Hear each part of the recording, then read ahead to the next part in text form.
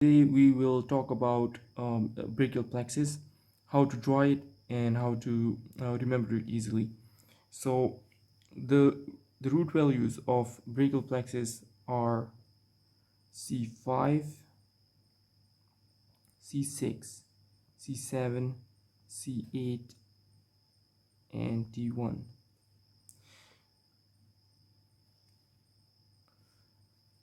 So then the first thing in order to understand how to draw it is to combine these two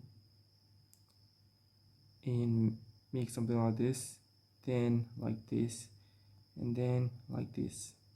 So you're making three y's, so just make three y's, and this is gonna make it really easy to draw. So now, the fork or the branchy point of these two is to the left, and of the C7 is to the right. So this is the first step.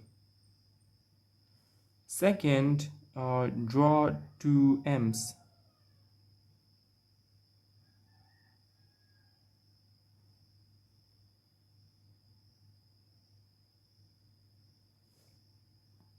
And the third step is to make just a little line here.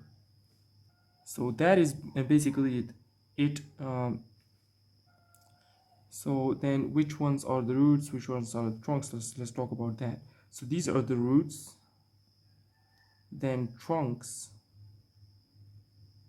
then divisions, then chords,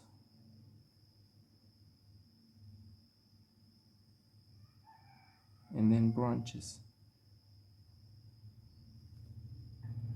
And the mnemonic to remember these is reach to drink cold beer. So then the chords, this one is the lateral chord, this is the medial chord, and this is the this is the posterior chord. This is the posterior chord, and this is the medial chord. Then let's talk about the branches. So the branches, there's a mnemonic for it. We're going to talk about it after just marking these branches. So first, musculocutaneous. This is axillary. This is median. This is radial. And this is ulnar. And the mnemonic for these is most alcoholic, most alcoholics must really urinate. So now let's just discuss these branches a little. So in musculocutaneous, so now just for the completion purposes, let's just add another nerve, that C5, C6, and C7. So these give rise to a nerve that is the long thoracic nerve that supplies serratus anterior. So now let's talk about them one by one. So musculocutaneous, let's just shortly discuss it. So the musculocutaneous nerve kind of supplies the biceps, the biceps radialis, the biceps muscle, and it also supply sensory innervation to the lateral part of the forearm.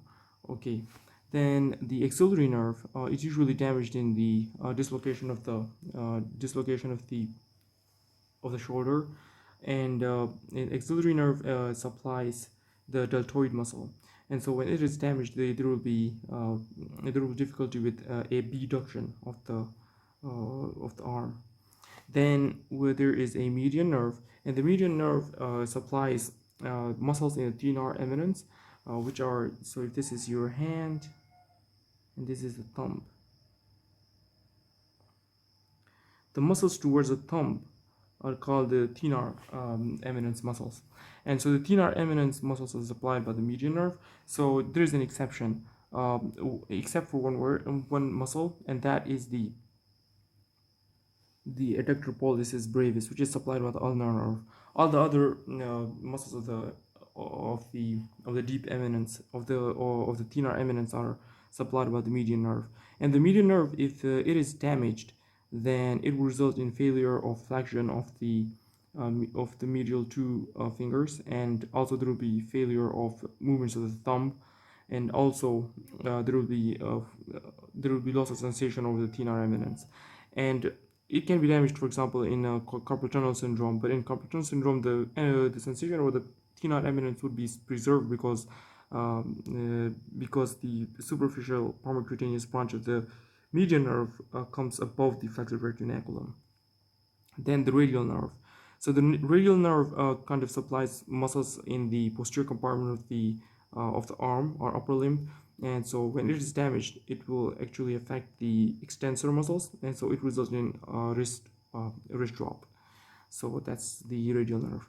Then we have the ulnar nerve. So the ulnar nerve it supplies kind of the medial side, this side of the hand. So the flexors of the medial two fingers will be affected. Also, the medial two lumbricals will be affected if ulnar nerve is damaged, and the hypothenar muscles will be affected in ulnar nerve injuries. So that was just a quick discussion about brachial plexus, and I hope it was helpful.